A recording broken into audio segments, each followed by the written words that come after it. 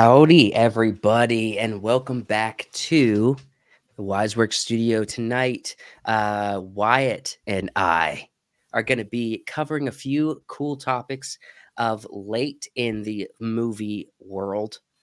First thing we're going to be looking at is the Golden Globes. We got some winners, and Oppenheimer dominated. It really dominated the Golden Globes, and then we're also going to be looking at a Martin Scorsese movie, his next movie about Jesus, and some recent news that came out about that. Okay, cool. So before we get into it too heavily, the internet really went crazy over that new director lady Mm. with the Star Wars.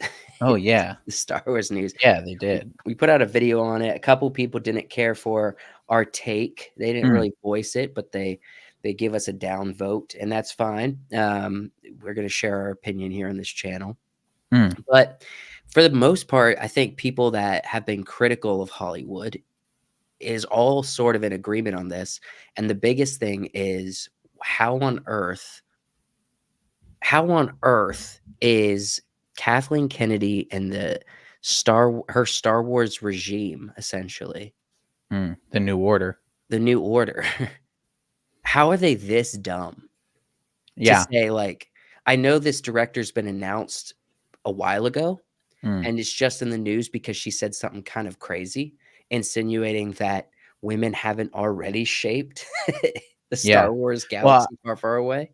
also, I don't know if you've heard, her interview where she talks about it's like, um, her goal is to get the, um, political ideologies into things. Yeah, no, she said I did hear that interview, and a big thing that she was saying was whether it's overt or whether it's more subtle, her Mhm. motivation for her films, which is mostly documentary filmmaking and activism through the lens of, stuff in the Middle East and these Mhm. Muslim countries, that her activism is the main motivation she has for her Yeah. filmmaking, Yeah. and I'm sorry that you can't bring that into anything that's meant for entertainment. If you're trying to Almost give a message, sure, but that's not for entertainment. almost more wild than that. She's like, I went to school for political science and economical science and stuff. Um, she's never been traditionally trained for filmmaking, No, no, no, right? She's she like, I never went to film school. I never, she basically said, I don't know how to make films and TV shows and movies. all It's I know is how to craft a narrative. right, Uh, right. Her narrative, her which narrative, is and wild. That's insane to me that they're hiring somebody with no filmmaking. well, No tradition, not it didn't even have to be traditional filmmaking background, but right. some, aside from whatever documentaries and shows she's done, um, legit, filmmaking expertise.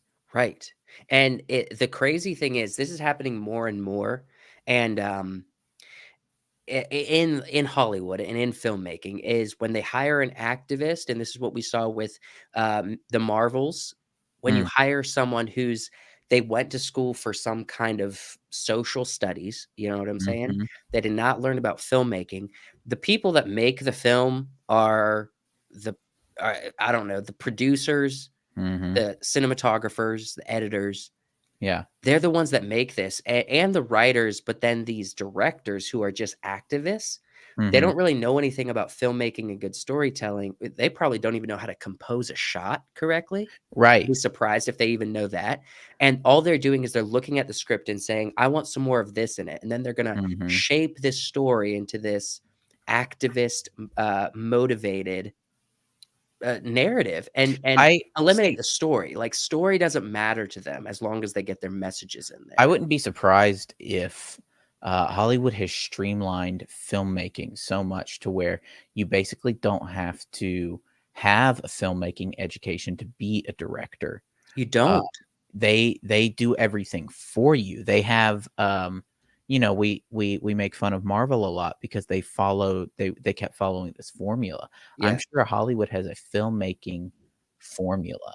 I would say the big studios and the Marvels, obviously, the Star Wars, the Fast and Mm. Furious franchise, this Transformers franchise, these are formulaic franchises. The Godzilla, the Monsterverse, that's not Mhm. it wasn't when Gareth Edwards did the first movie. Yeah. It probably wasn't when they did Skull Island, but Mhm. then everything after that became formulaic. Yeah.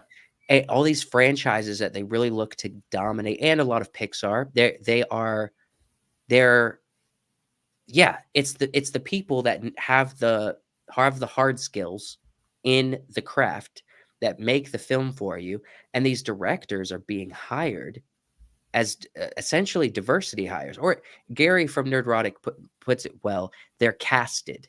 These Yeah. directors are casted. You know Mhm. what I'm saying? And not so much the best person for the job. They are put in place as almost a character in itself for the project, not the Mhm. story, but for the project. Yeah. Because and things like the Oscars rewards you for that with their elimination for their equity rules that are coming down the line Mhm. this year. Again, we're gonna look here in a minute at the Golden Globe winners. Luckily, they didn't do that. You know what Yeah. I'm saying? But the Oscars are, and they're and it's the most annoying part of it is that we get invested in these stories. So early Disney, I got really invested in Pirates of the Caribbean. Mhm. Early Marvel, I got invested early for me, right? When I was younger. Got invested in Marvel with the first couple, invested Mm. in Star Wars before Disney bought it. I'm invested in these franchises, and it's it's almost hilarious to see how stupid they are with their decision making, but it's Mhm. also painful because we invest so much time, energy, thought, and even with our video content into appreciating and dissecting and enjoying these franchises that we're bought into already, Mm. and then they just poop all over it. Yeah. That's one thing I've in all the movie commentaries that I'm seeing is that everyone's just dogging on and laughing at, and that's great. I appreciate that content, but where are people actually upset? Where are people actually saying, "Hey, we were screwed here Mhm. as the fans. We were really screwed here." Yeah. Um, Joshua from the road, I think he's driving. He pops in and says, "Hi. Stop texting while you're driving, sir." Yeah, Josh was on the road driving back to to Georgia, I believe. So I don't know. It's a Well, frustrating time. it's interesting because, um casual fans aren't don't it takes casual fans a long time to speak out. I think Mhm. it's finally coming to a head with Disney as casual fans are, seeing just how bad everything is finally. We've Right. known for several years. Right, Some right, people right. have known for years before that, and it's the people who are, casual watchers. It was interesting. I was talking to a guy last night. I mentioned Dune, and he was like, "Oh man, Good stuff. Dune." He said, "Dune was one of the best movies I've ever seen." He said, the cinematography, the music, the acting." He said, "I haven't been this excited for a sequel since, I don't know." He said, "For a long time." Mhm. And then I thought he was asking me about my favorite movies. I said, I would count maybe the three Lord of the Rings as Mhm. one movie, right? And and he said, yeah. He said, "What did you think of Rings of Power?" And it was interesting to me that he was like, "I personally didn't." He's like, "I heard a lot of people talking about it." He's like, "But I didn't. I only saw a couple small things wrong." And I was like, "Okay, so." Is he a fan Uh, of Lord of the he Rings? now he said he hasn't read the Silmarillion. He hasn't gotten into all that.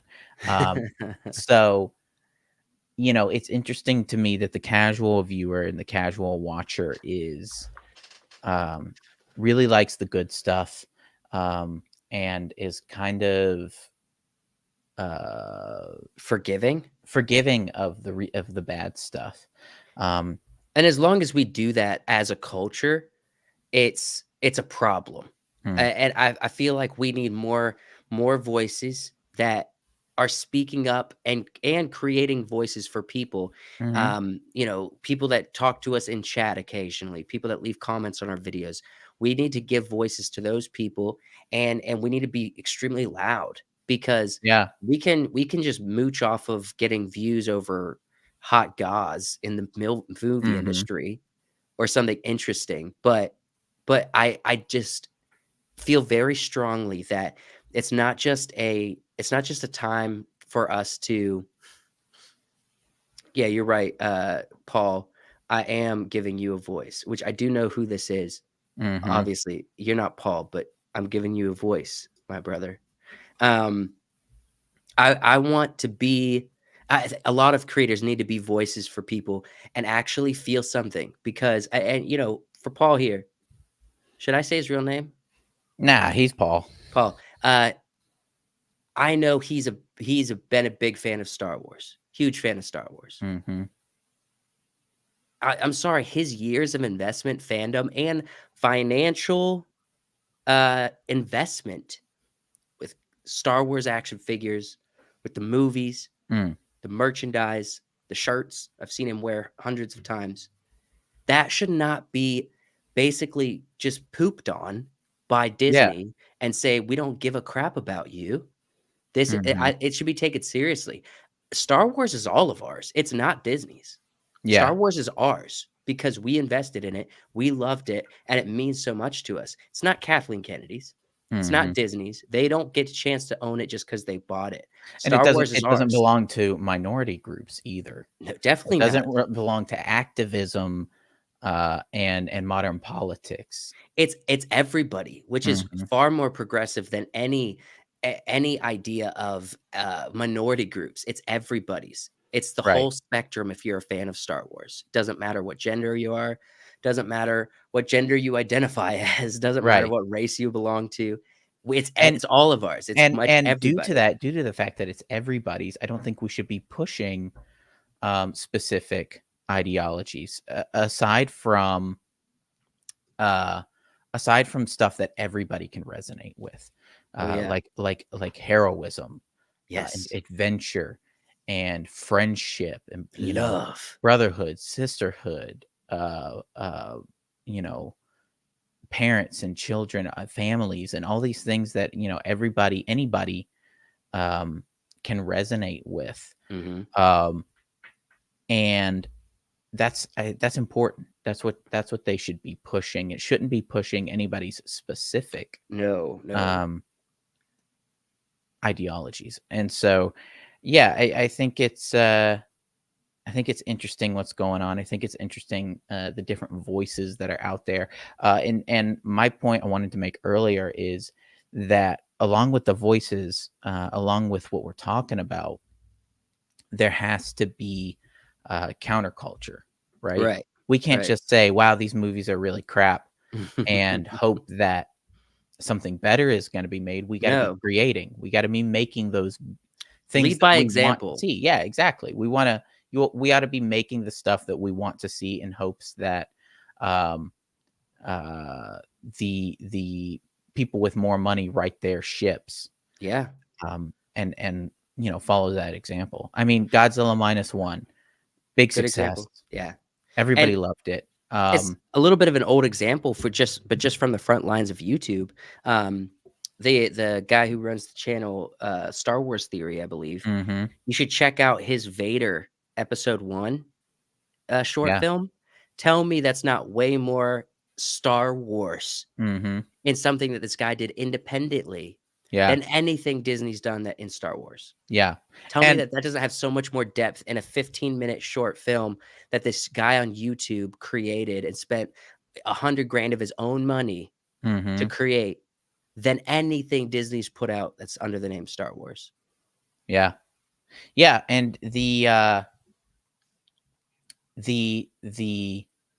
movies like this, like Godzilla minus one, like Top Gun Maverick, Yeah, John Wick, these movies that people are enjoying, Hollywood should be taking notes. they should be taking notes, big Hollywood should be notes. taking notes and be like, "Okay, here's what people are enjoying. Mhm. Here's what people wanna see consistently." I'm not talking about outliers like Barbie. Barbie is an outlier, Yeah. folks. An outlier, and not even and obvious why it's an outlier is Mhm. because Barbie is a huge IP. Right, and it's Doesn't matter what also, story you make, it uh, is the merch. let me say the wrong lesson to glean from Barbie is that activism equals profits. It doesn't. Right. Um, selling to sell actually managing to sell a movie to women, that's profits right there. Yeah. Um, and so it's not about the activism in the movie. It's about who they sold the movie to Yes. and how they sold the movie. The fan Um, base. right, and that's what makes it an outlier, because all of these other movies are doing the same thing. They're Yeah. selling to a fan base that likes to see these movies. So that's Seth said that the Daily Wire should just buy right. It's Lucasfilms. Paul.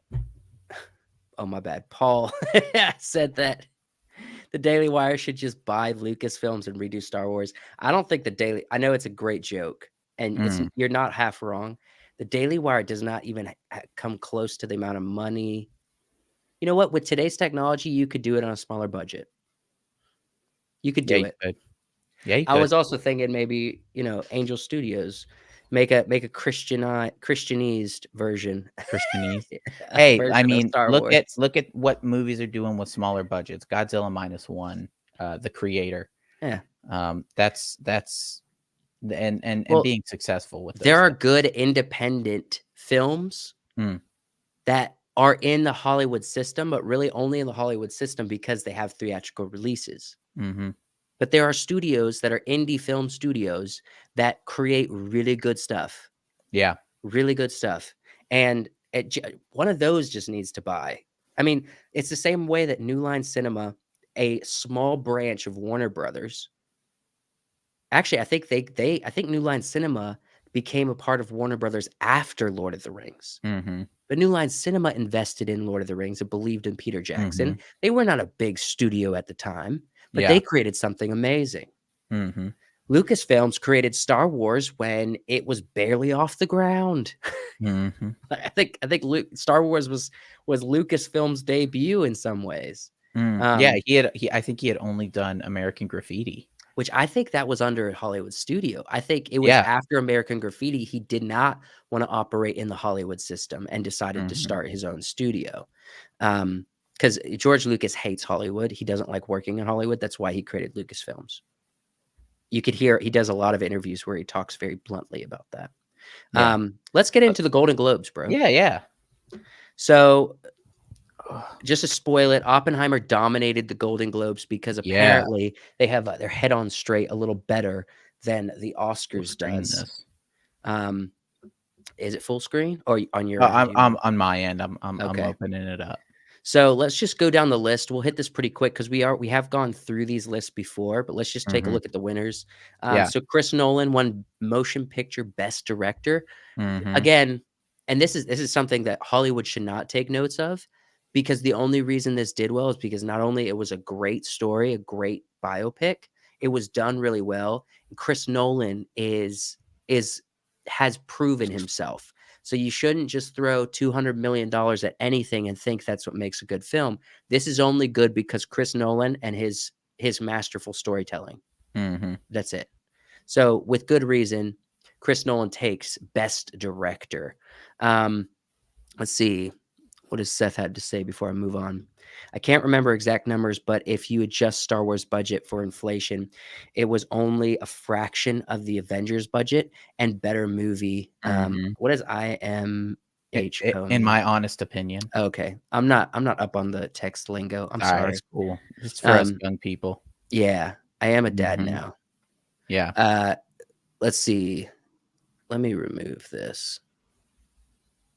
Uh, never mind. I'll just let it ride. Spam accounts. I love Yeah, spam accounts yeah. in the chat. Nobody could go to that Is it a site. link? Can you delete it? Uh, I'm still figuring out StreamYard. Let's see. I got you. Bar user and delete this comment. There it is. Okay. Nice. So, um, so best motion picture animated, The Boy and the Mhm. Heroine. I haven't seen Heron. The Heron. I Heroine. called this. You did call it. I You called did this. I call would like this. to remind everybody watching, I'd like to remind Joshua specifically, Yeah. um, that I called this. I called Mario Bros. Personally, Mhm. but Now, I didn't win. I would have liked to see it be Mario Brothers, honestly, but, uh, I definitely called The Boy and the Heron. Which I mean, if you called it, you there's probably good reason why, it I won. know I'd Studio like to see Ghibli, it. dude. I know Studio Ghibli. They You make know some what they pretty roll, baller films, yeah. I rock know how and they roll. roll. Best Best motion motion picture picture drama. drama, Oppenheimer, Mhm. of course, which I this is the one I wanted to happen. I was torn between Maestro and Oppenheimer, and Oppenheimer takes it, alright? Yo, Seth, shut the F up, okay? What? The boar and the heron? I think you said heroin. Heroin, did I? Alright, let's Chill, see. dude.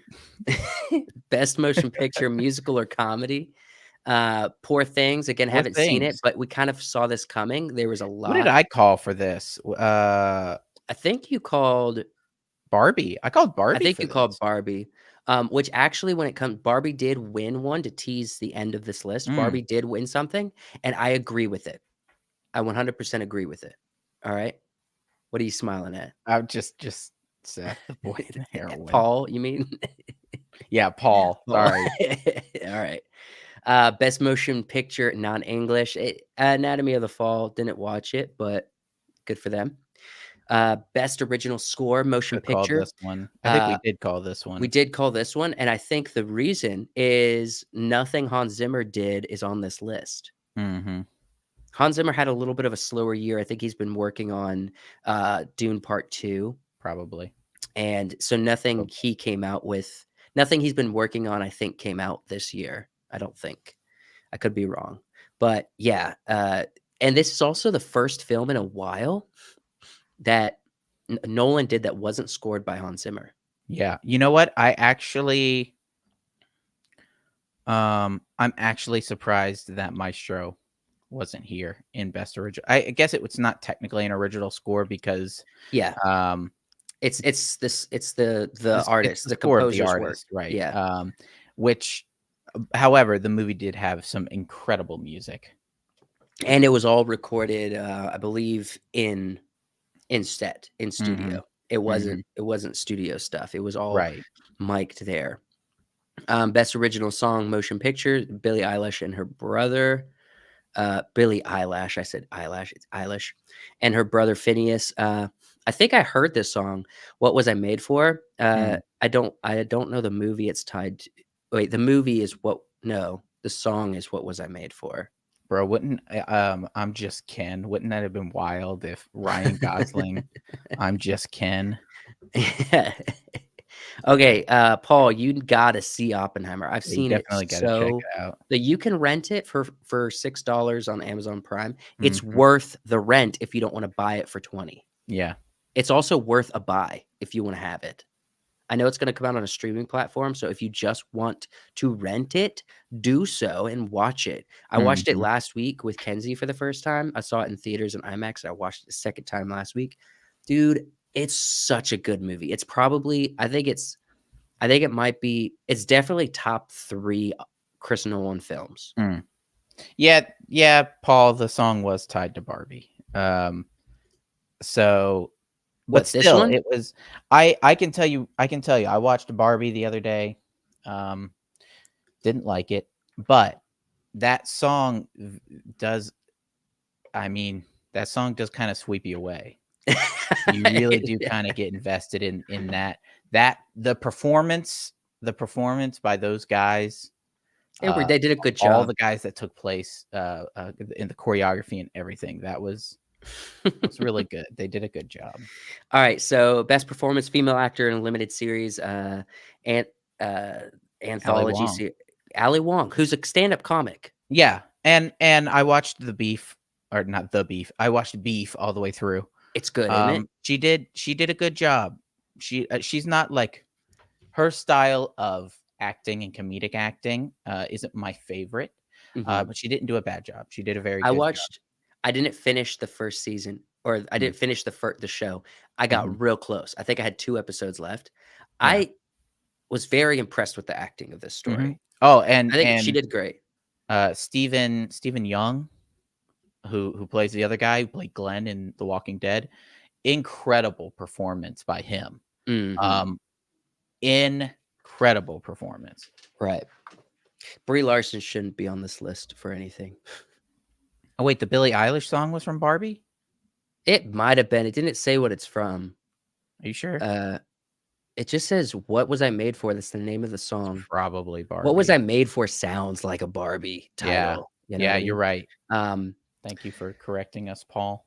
best performance by female actor in motion picture. Joshua would Josh love this called if he this. was here. Lily Gladstone Mhm. from Killers of Killers the of the Flower Flower Moon. Moon. That's not surprising. A lot of Mhm. people loved her performance, almost Yeah. better than Josh they said she liked. did a fantastic job. Look, it's all great. Emma Stone, Poor Things, again, haven't seen it, but I've just heard good things, and very artistic film from if you watch the trailer or watch scenes from it or anything, looks like an incredibly artistic Mhm. film. I think I'll like it for that aspect. I don't know if I'll be into the story, but, Yeah, you know. I think this is an easy call. Um, I mean, Jennifer Lawrence did a good job in No Hard Feelings. I don't know that I would have given it to Margot Robbie. She didn't Mm-mm. do a lot, especially compared to Ryan Gosling, And who Margot Robbie's done better in other she has. roles, She's done much better performances. She did do a bad job. She didn't do a bad job. but And it wasn't an impressive she role. definitely looked great as Barbie. But you know, my gosh, did Ryan Gosling really act his heart out Yeah, for that movie? yeah. Alright, best performance female actor supporting role, any motion picture. I haven't seen this, I haven't seen do Holdovers either. Holdovers, It's the one about the students Divine who are Joy Randolph. yeah, it's the one about the students who are stuck at college, stuck at Haven't heard of their it. I I think it's the one with Paul Giamatti. Yeah. I think he was Little nominated as well. little disappointed Emily Blunt for Oppenheimer didn't take this. Yeah.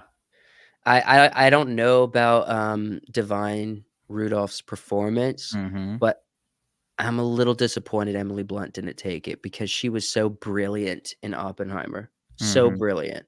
Such a good job, on her part. The Crown, I don't watch the show, but I hear the acting's pretty good. And I And don't know they're all how to say British. Elizabeth Debicki, incredible actress. Yeah, She really is. I don't know if you've seen The Night Manager with Tom Hiddleston, HBO. What is it? No, it was an Amazon Prime original, haven't seen that. limited series. She's incredible in that. She's incredible in Tenet as well. Oh, Uh, she is in Tenet, she's yeah. she's a good actress. She's tall. Um, yeah, She's I would tall. have cast her as Galadriel.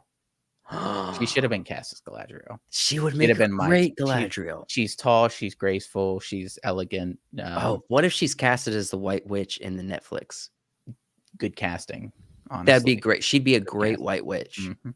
She's beautiful, she's tall, she's She authoritative. she plays a villain in, The Man from U.N.C.L.E. with, Armie Hammer and Henry Yeah. Cavill. She wouldn't need a She whole lot of plays a makeup. villain. Yeah, no. She's very pale already. Mhm. She'd make a great White Witch. Yeah. Just okay, Greta Gerwig, if you're directing this, if you're casting this, freaking check out Elizabeth Debicki. Mhm. Look at her for the White Witch if you have to cast for the White Witch. Best performance female actor from The Bear. We got Mhm. Ayo Abidri, Um, E Adibri, Adebri, Edebiri? Adibiri. Edebiri? You Yeah. know, Mhm. the girl Yeah. from The Bear. Ab I mean, a pretty obvious choice. The Um, Bear's a great show. mhm. It's great. I don't think Selena Gomez don't deserve it. I Sorry. I didn't watch Only Murders in the Building, have you? I've watched it. She's acting as Selena. She's being Mhm. herself. Selena's doesn't have range when it comes to acting, in my opinion. Right. She's probably being a little overshadowed by Steve Martin and Martin Short. Yeah, a little bit. So, you know, you can't be in a scene with Martin Short I and can't not believe kinda they be put overshadowed by Martin I Short. can't believe they put Selena Gomez next to those 2 legends. You know what I mean? Yeah. I mean, She doesn't compare at all.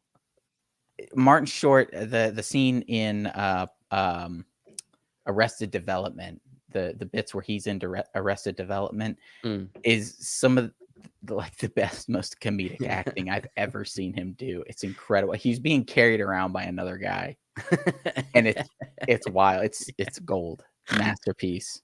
It is good. All right, definitely agree with this. Uh, from Best Performance Female Actor in Television Okay. Series, Sarah Snook, she played Siobhan in Succession. Mm. Brilliantly written, brilliantly filmed, kind of very realistic Hmm. comedy, psychological thriller. Okay. You gotta watch. If you don't know about Succession, a ton of people watch Succession. Um, Siobhan does her character is very well done, and she's Mhm. brilliant at it. So I applaud this winning. I agree with it. I agree with almost everything on this list with a There few he is, problems. Yeah, there he is from Stephen Yeun Beef, Stephen or Young. Ewan.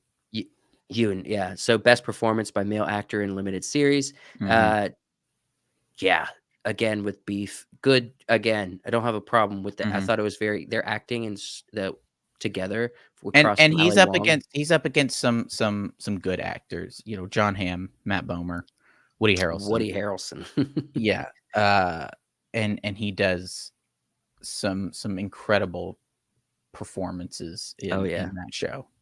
Coming in again with the dominating Oof. Oppenheimer, Cillian Murphy, going against Bradley Cooper, going against Leonardo DiCaprio.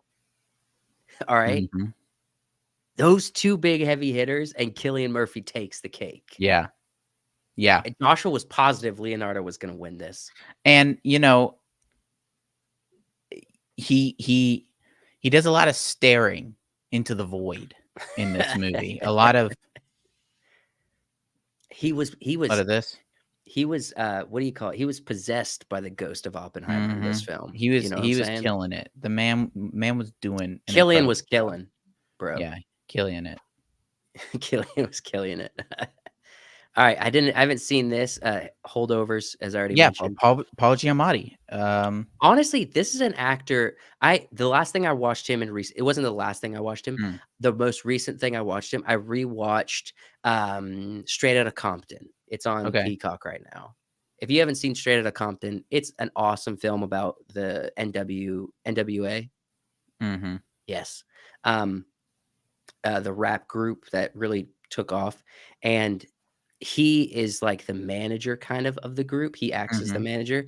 Brilliantly done. And this guy, I don't know if this is his first award, probably not. Probably not. Giamatti's, got a long history, and I think a thoroughly underrated actor, in my Very opinion. underrated, and I'm glad to see he's I need coming to out with I feel something. like I need to watch The Holdovers. Yeah, probably. And he beat Matt Damon and Joaquin Phoenix and Timothy Chalamet. Mhm. So, great job, Paul. Yeah. You had everything going against you with the fame of those other folks, and you took the cake.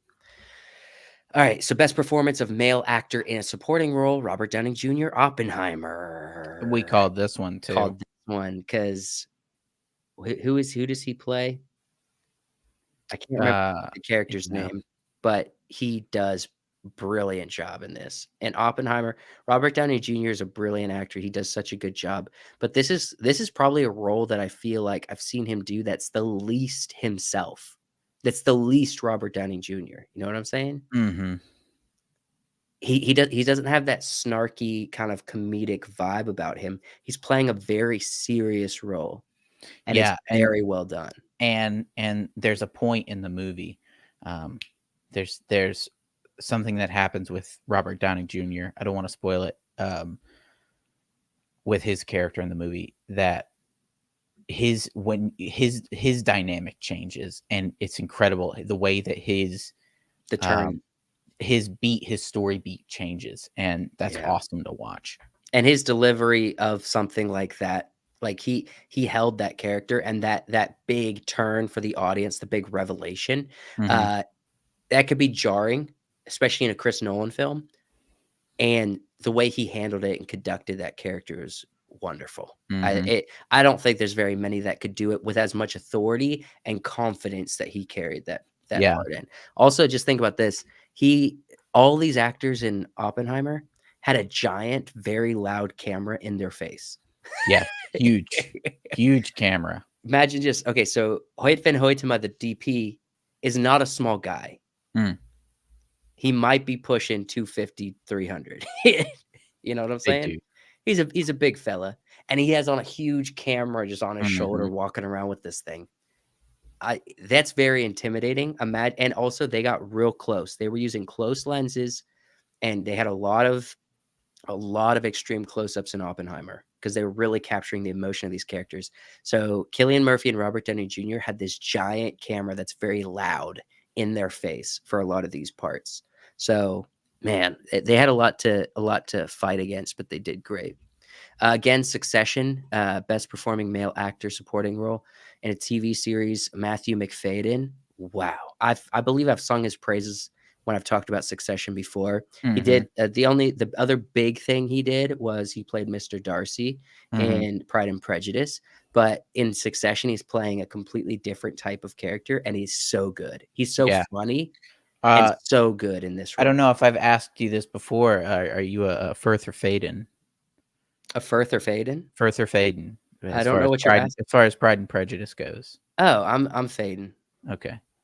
100%. The strong silent type that's a little insecure? Well, Heck yeah, that's they me. both play Mr. Darcy in, yeah, Firth plays him in McFadyen does a the better short job. series, but McFadyen does a better job. I yeah. think I've only seen the it's a series, right? Mhm. I've only seen that once, and it was a long time ago. Okay. So, just by loyalty standards, I gotta go Mhm. McFadyen, you know? And he's the one who got a chance to make out with Keira Knightley, so I'm a little jealous. Saw this coming. Yeah, Jeremy Allen White for The Bear. He takes Best Male Actor in a TV Yeah. series, comedy, or musical. And he's, again, the guys you're up against here, Bill Steve Hader, Martin, Martin Jason Short. Segel, Jason Sudeikis, right? Martin Short, Steve Yeah. Martin. That's a wild, card Yeah. of guys to be going against, I think for he's the sure. youngest on this list, right? Probably. Which Yeah, honestly, absolutely. yeah, I think he's the youngest. And okay, so I actually just started watching Shrinking and Ted Lasso. Mhm, Understanding those films now, those series now, and seeing the quality and the caliber they brought to these roles, mhm. they're hard to beat. I'm really Yeah, impressed that Jeremy took this. yeah. All of these are hard to beat. And kudos to Jeremy White for that. Um Kieran Culkin, this is Macaulay Culkin's younger brother. Are you sure younger? Yes, he was in the first, well, he was in Home Alones. Oh, okay. Remember? He was in there with his brother, and he was just a lot younger. He was the Mhm. really young boy Okay. in Home Alone. But yeah, he's the one that does like a really big smile at the camera or something, I Mhm. think. Um, but yeah, he's in Succession. He's the youngest brother in the family in the film, and really brilliantly done as well. Everybody in Succession is so good. Mhm. It does not surprise me that Succession won all these awards. The one who deserves this the least on this list is Pedro Pascal with The Last of Us. Yeah, Deserves no look, award. Pedro's just kinda played Pedro. I didn't feel like he embodied Joel that Yeah. well. Um, so yeah. I feel like Jason Segel Yeah, was underrated, but I haven't seen him in Shrinking, so he might as well. So he maybe may he be he do was well. he was yes. I just watched the first 2 episodes of Shrinking. Mhm. It's a little out there, but it's a good story, and he's a very captivating character. So, and honestly, I've seen Jason in a few films, and this Yeah, performance stands above all of them in yeah. Shrinking. Wasn't he, is he the How I Met Your Mother guy? I haven't seen How I Met Your Mother, so I don't know. Um, I know didn't he play in a Looney Tunes film? I think he played in a Looney Tunes film at one point. he played in a Muppets movie. That's it, a Yeah, Muppets he film, is. He yeah, was in How I Met Your Mother. yeah. Alright, so, I did watch Ricky Gervais' Armageddon stand-up special, best Mhm. performance stand-up. It was good. I do think it was better than Chris Rock's, definitely better than Amy Schumer's. Sarah Silverman, Trevor Noah, Wanda. This feels wrong because there were a lot better stand-up comedy Yeah. specials than all of these, And including Ricky Gervais. obviously, I don't think, Trevor uh, Noah should not be on this list. no, He's he not shouldn't. funny. Um, He's just not. obviously, I don't think that Chappelle's Netflix special was out. No, no, it should. Yeah, it came out. The Dreamer just came out last week or something. Yeah, So did it didn't you come out watch last week. that? Oh yeah, it did. Dude, that had A me lot. rolling. Yeah, it's good. Yeah.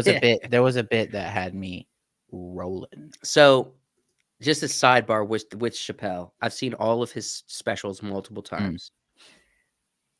I think the new version of Chappelle with the Dreamer and the Closer, right? mhm. His latest two, they are funny, but I kind of miss when he would add more jokes. It's like the last two specials, Yeah, he cut back on as many jokes and did more long form storytelling. And I kind of want to hear more jokes. Like if you watch Killing Them Softly or you watch Sticks and Stones, mhm. joke after joke, and it still has the storytelling elements. Yeah, well, I'm looking at it in a perspective of the man's run his race. He does not Yeah. he does not need new material. He doesn't need to give out new material. Right. He's an icon, Right. you know? So, I don't expect too much of that. No, and I after the Closer, I kind of got a vibe for where he was going Mhm. with his But specials and still, stand up. And the Dreamer actually delivered more than I thought it would yeah, after he my still expectations. man, he had some bits. He had some bits in there that Great were, bits. Great bits in the I mean, Dreamer. this one, you Yeah. know, Yeah. Yeah. killed me. It caught me off guard. Yeah. I had to rewind it and watch it again. But, yeah, to go off of this list, Ricky Gervais' special was not bad, Mhm. but there were so many ones that came out on Netflix that are better than all of these. Yeah. So, I don't know how they chose this list, but whatever. Sure, out of this list, I think Ricky Gervais did the best. Um, let's see, best, screenplay motion picture for Anatomy of the Fall. I don't really know these too well, except Chris Nolan Mhm. did not win Oppenheimer, which I feel like it probably should have, but Well, I haven't seen Anatomy of the Fall. I haven't either. It might be a really great story and screenplay. Mhm. But Chris Nolan also wrote Oppenheimer. Like half of it was the black and white you see in the film was written traditional Mhm. storytelling screenplay format. The color was from the objective view of Oppenheimer. That's how you distinguish. So the black and white is subjective from a third person. Do I have that right, Wyatt? Is that I have it backwards? I think it's objective. So objective from a third party view, kind of from Robert Downey Jr.'s point of view, right? Yeah. His character. And then the color is Oppenheimer's subjective view of his work and the Mhm. projects. And everything that's in color, everything that's subjective is written in first person Yeah. on the screenplay. So in some ways, Chris Nolan did something unique and new with screenplay writing with Mhm. Oppenheimer, but I guess that wasn't taken into consideration. Um, Best television limited series, anthology series, The Beef. Yep, it was decent. I guess a lot of people liked it. Yeah. Um, The Bear won best TV series, comedy or musical. I don't really think it falls in those categories personally, and we talked about Right. this, Well, but it comedy. falls into comedy, but it's not hilarious. It's way No, more a drama series than it it is is comedy. it is, but it is funny. I think Jury Duty was, uh Jury Duty should have won this, Jury probably, Duty for was comedy alone. incredibly funny. The actors were killing it in that show. Yeah, Jury Uh, Duty's amazing. and I don't know how, if ever, they're gonna be able to do a sequel to Jury Duty with some other experiment. I don't think they can now that it's this popular. It can't be Jury Duty, it has to be something else. A lot of the creators from The Office did Jury Duty. Yeah, that You was, got if you haven't seen Jury Duty, It's free. I think you can Mhm. watch it on Tubi or Freevee or whatever it is, right? Yeah, Go check out Jury and Duty. you might have to suspend your disbelief a little bit at the beginning, um, You'll think it's fake, but then because you'll think by the it's time fake. you You'll be read like, "This is there's no way that this guy is getting fooled." but at the end, you realize it absolutely is real, and they put a Mhm. lot of time and effort to make sure it didn't come out, you know what Yeah, I mean? and I saw a guy streaming talking about this show, and, one of the people, in the chat was like, "I went to school with this guy." Very, very nice guy, very sweet guy, kind of a dummy, A little bit. kind of, but The best sweet guys are. best yeah, but it was a good show. Alright, we just got a So couple more of these, so best television series drama, Succession. mhm, makes Uh, sense. Out of all these, I think it deserves it, Yeah, definitely. And then the last one that I agree with, cinematic and box office we achievement. knew this was gonna happen. Barbie, Barbie. 100%. Look, Mhm. everything else was achieved, but box office achievement, This is we big knew for this Barbie was year. gonna be big, but we didn't know it was gonna be a billion-dollar film. Yeah, You know what I this is mean? big this is big for this year, especially because, this year was a year of turds. A big turd, yeah, a Um, lot of turds. lots of a handful of solid films, Yeah, um, but a lot of turds, and especially box office wise, even the good movies, weren't doing the numbers that we've seen numbers in the past. yeah, So it makes sense that Barbie really took this one yeah. with how well it did in the box office. Yeah, and, so I definitely 100% agree with this because it's not based on the quality of the film, it's Mhm. based on what happened in the box office, and Barbie won, you know what I'm Yeah. saying?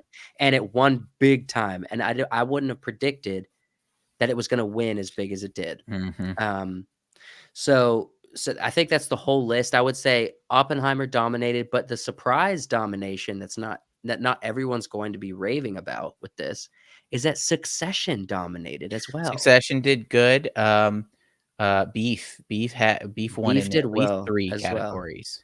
Yeah. So, there's a couple that really hit hard, and then there's a couple one-offs, but, Mhm. overall, when it comes to films, Oppenheimer killed it. Yeah. Great job to Yeah. everybody. I agree with the majority of these these picks. So, for some reason, the Golden Globes has their head on straight somewhat. Mhm. I'm gonna be it's gonna be so annoying to I see what I happens at the I Oscars. wouldn't mind at some point taking a look at the Critics' Choice. We were asked, last time I think we did a, Yeah. live to check out the Critics' Choice as well, which was very similar to the Golden Globes. I wouldn't be Yeah. surprised though if their picks are similar to the Golden Globes. It's probably gonna be very similar, Mhm. and because it's obvious, like, what movies were great last year? You have Oppenheimer from a perspective of awards, Maestro, Mhm. Poor Things. What else? What movies were great? You know what I'm saying? Right. Not a ton. Killers of the Flower Moon. There was only a handful of great films, and everything else is just kinda meh. So it's all gonna look very similar. The problem with the Oscars is that now they have all these rules, Mm. and they always do, like, the weird subverting your expectation picks, you know what I'm Yeah. saying? Yeah. And so the Oscars is just gonna be kind of like a comedy show, I feel like. Their picks in the end is just not gonna make sense, and we're just gonna have to throw our hands up and be like, Mhm. And "Okay." nobody's gonna watch. Yeah, no one's watching Oscars. Nobody's watching the Oscars. I The am thing predicting, though, the Maestro will win the Oscars. I feel that stronger more than ever because Yeah. not only is it a good film, it also is very there's a lot of homosexuality in it, and they Mm. love it. They love that Mhm. so much. Yeah.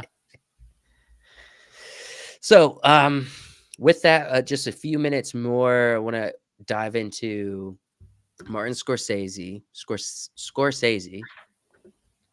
uh, dropped some information about his next Jesus film, right? Gave us a little Mm. quote, some thoughts he has around it. So, first off, the big revelation is it's only gonna be 80 minutes, not Mhm. even gonna be an hour and a half, it's gonna be hour 20. Yeah. So, a short film, a short Essentially. a short Martin Scorsese Jesus film. Now I did wanna, take a look at some of the thoughts he said, especially what he quotes here.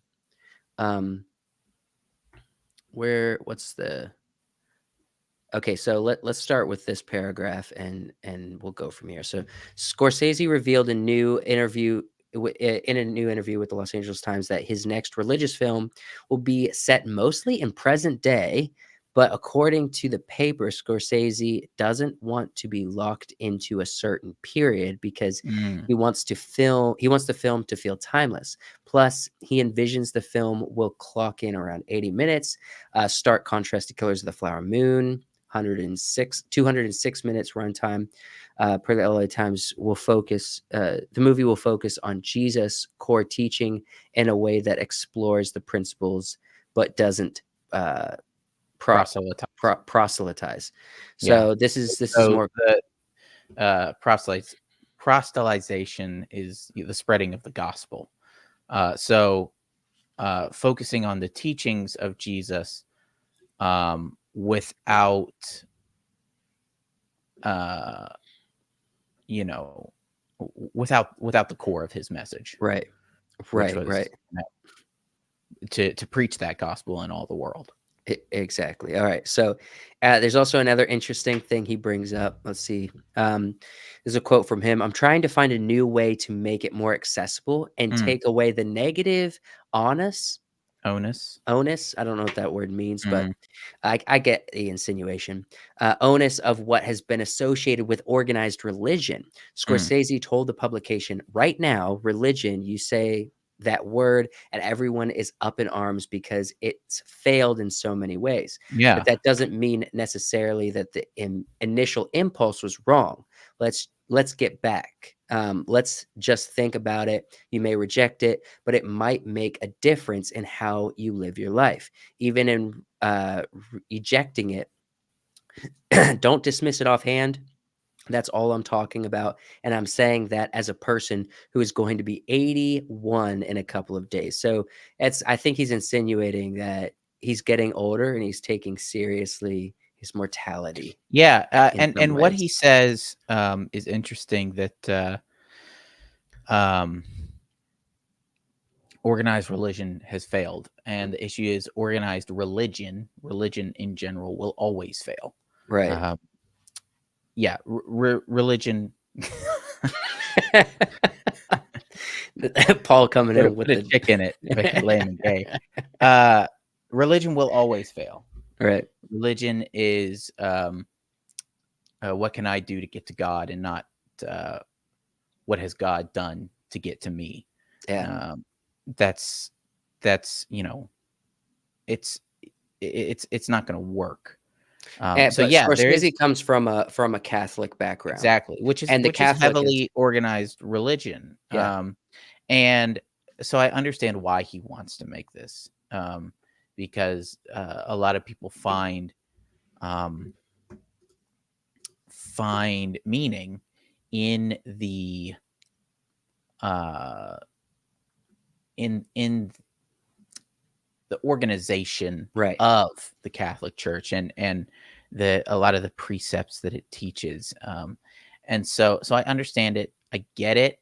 Um, I you know, but the Catholic Church hasn't been the gold standard for that verse that Jesus says, "Go into all the world and preach the The gospel." Great Commission. Yeah. Right, which is the Great Commission, and essentially making other folks Christian, Right. spreading that word.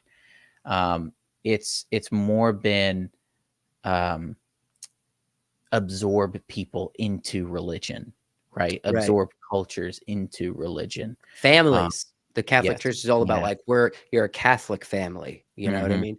yeah, You're born into the family that makes you Catholic. hmm. Uh, did you ever It, watch Silence? Just silence. it's starring Andrew Garfield and Adam I Driver. haven't. I know it's about the Jesuit Missionary. priests Yeah, yeah, yeah. that go to Japan. Yep. Martin Scorsese, he directed that film back in 2016, Mm. and so that was the last religious film he did. and so this is gonna be the next one. I was just wondering if you had seen it. I hadn't seen it either. I haven't I seen had it. I had fully intended to watch it, like, 5 different occasions, but I never Mm, never ended up watching it. It looks mhm. good. It looks really good. But, yeah, you're right. I think, it's gonna come across as, very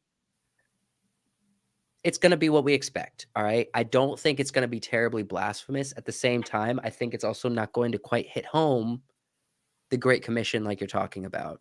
I think Yeah. it's going to be, as he putting trying to put back a positive spin on the Catholic Church, the organized Mhm. religion, that a lot of people have turned away from in recent years, and him basically trying to, in some ways, probably feel like he's doing his part, you know what I'm saying? Yeah, I'm sure. Because he comes from a Catholic background, and he's done films that are a bit debaucherous, and he's done films that aren't, and And I so I wanna say that we covered a story about the Pope talking him talking to the Pope we did. about That's this why I kinda brought stuff. this up. Yeah, he met with the Pope a while back and was discussing his thoughts around the movie Mm. with the Pope himself.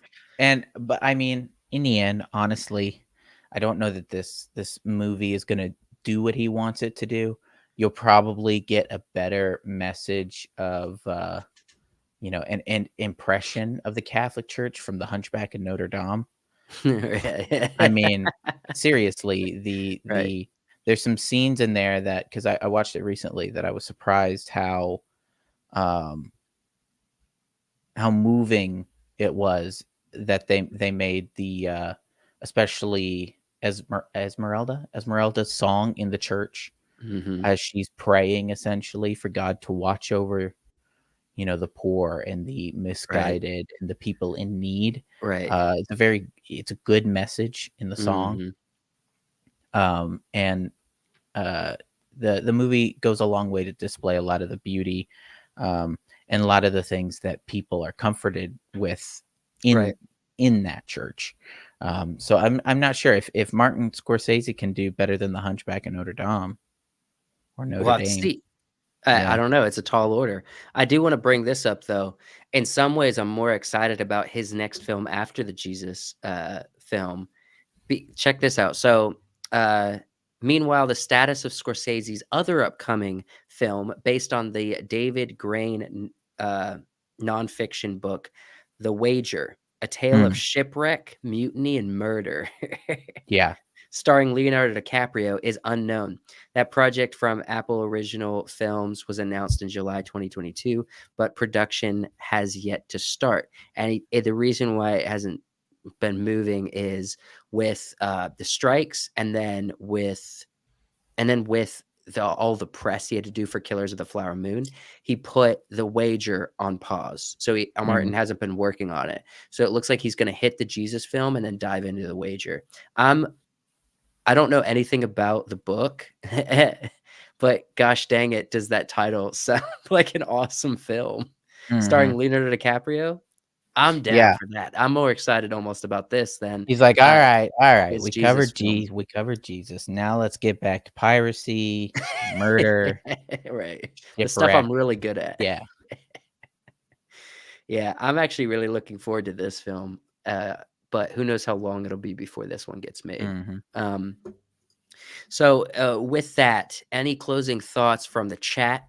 Any other questions you wanna chime in with before we go for the evening? Don't wanna cut anything off, but definitely wanna give you guys some time to say hi or to give us some thoughts out of everything we've done. I think overall, to bring it back full circle, we brought up about the formulaicness of Hollywood and how it's Mhm. just so ridiculous in some fashion. But if you think about it, the stuff that's really popping off, the stuff that's really working the past year, from the stuff that people enjoyed, the stuff that everybody's enjoying, it's all original content. It's Oppenheimer, it's Killers of the Flower Moon, it's Barbie, Mhm. it's things that aren't prequels, sequels, and remakes. And we You know know what I mean? going into the new year, lots of prequel, sequels, remakes, Yeah. almost exclusively. Yeah. Paul's saying, "I just want good movies again." I think that's the ticket. I think it's get away from prequels, sequels, and remakes. Get out of the Disney and big Mhm. studio formatted system, and let's have good directors like Chris Nolan and Martin Scorsese make bangers. You know what I'm Yeah, saying? yeah. That's what we need. Original content and More directors that know Dune. what the crap they're doing. More Dune. More Dune. Yeah. Let's see. Not that there weren't any this year, but there's been so much garbage. You're right, and you really just have to pick through what's good. And Mhm. we've kind of said on this live what's good. And you haven't watched Oppenheimer yet. It's part of the reason. You gotta watch. We gotta all watch Dune Part 2 when it comes out, and you gotta Yeah. watch Oppenheimer, my Oppenheimer. man. Probably check out Godzilla -1, And Killers of the Flower Moon. Killers of the Flower If Moon. you haven't watched Mario, watch that. Mhm. That's a fun movie for all ages. Yeah. You Yeah, gotta check out absolutely. the good movies, man. You gotta prioritize those and be able to just look and be like, "Yeah, Mm. I Miss Marvels is gonna the Marvels is gonna be a crap film," you Yeah. know? Like, It's already Quantumania was a crap film. Mhm. You know, you kind of know that before it. You know that Indiana Jones. Indiana Absolute trash. Jones, crap film. Freaking something that hasn't come out yet, Aquaman 2. It's gonna be a crap No, film. it's out. When did it I come think out? it's out. Well, Yeah. it doesn't matter. It's a crap film. Crap film. Nobody's gonna like it. You know it before it comes out. It's a I crap got film. I got told I look like Aquaman again today. Hey, that's kind of a good Yeah. compliment. I wanna cut my hair, I do, You wanna but get then tattoos? I'll go to get but tattoos then with you. well, somebody I wanna cut my hair, and then somebody will be like, "Hey, man, you look like Aquaman or Jason Momoa," and I'm like, "Maybe I should keep the hair." Yeah, and you should get tattoos. I'll go with you. I don't know about the tattoos, but I might keep the hair. Bro, if you're keeping the hair, you have to get tattoos. I'll I get them with you. don't. I do what I want. Look, I think it's my responsibility to make sure all my friends get ink, and that includes you, Paul. I'll get, like, a henna tattoo. That doesn't count. I need you to commit. I need you to be a man and commit. No. I'm gonna be I'll be a man and stand my ground.